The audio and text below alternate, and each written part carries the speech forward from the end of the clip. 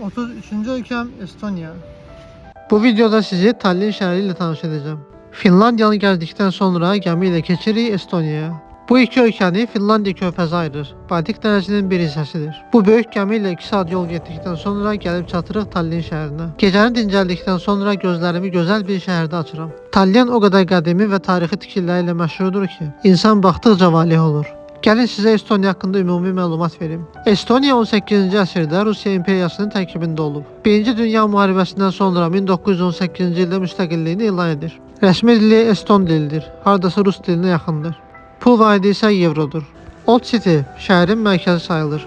Girişdə isə 2 qoşaqalar sizi qarşılayır. Getdiyim bütün ölkələrdə ətin halallığına görə türkləri seçirəm. Sağ olsunlar, hər dəfə də hesabda məni tərlədirlər. Şəhərin nəqliyyat vasitəsi avtobus və tramvaydır. Tallinn'də gəzmək üçün gündəlik belə bir bilet alırsan, 3 euro bu karta verirsən, içində bir gün gəzmək üçün də 5 euro 50 sent. Şəhərlə ümumi tanış olduq. İndi isə keçək Tallinnin məşhur gəziləsi yerlərinə. Kilsələri, tarixi tikintiləri və dar küçələri ilə olduqca məşhurdur. Mənə sanki Praqanı xatırladır. Bu küçənin sonunda qarşımıza Aleksandr kilsəsi çıxır.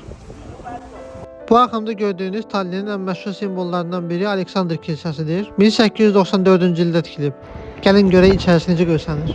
İçəri həvəslə girən kimi bir nəfər çəkilişə icazə vermədi. Yaxşı, əsəbləşmə. Bu kilsə Rus pravoslav memarlığı üslubunda tikilib. Tallinn'də turistlərin ən çox səyahət etdiyi yerdir.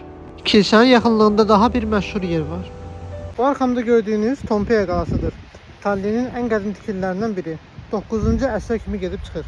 Gördüyünüz bu qala və kilsə şəhərin zirvəsində yerləşir. Qala Tallinnin müdafiəsi üçün istifadə olunurdu. Maraqlı bir faktı qeyd edim ki, işçilər hər yerdə milli geyimdədir. Tallinn şəhərində ən məşhur yerlərdən biri də Kodrioru parkıdır. Bu gördüyünüz saray kompleksini 1-ci Pyotr inşa edib. Böyük parkın sahəsi 70 kvadrat metrdir. Bu isə sarayın arxasındakı bağçadır. Adamlar bildiğiniz botanika parkı düzəldib. Hər tərəf rəngli güllərlə bəzədilib.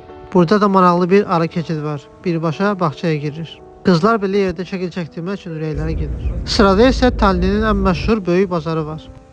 Əgər yolunuz Tallinnə düşsə, mütləq Baltijan bazarını ziyarət edin. İçəridə maraqlı şeylər var. Bu bazarda hər şey tapmaq mümkündür. Ən çox da dəniz məhsulları. Çünki ölkədə balıqçılıq kifayət qədər inkişaf edib. Qiymətlərini isə evro ilə üzərində görə bilərsiniz. Bu da meyvə qiymətləri. Azərbaycan, Türkiyə malları da var.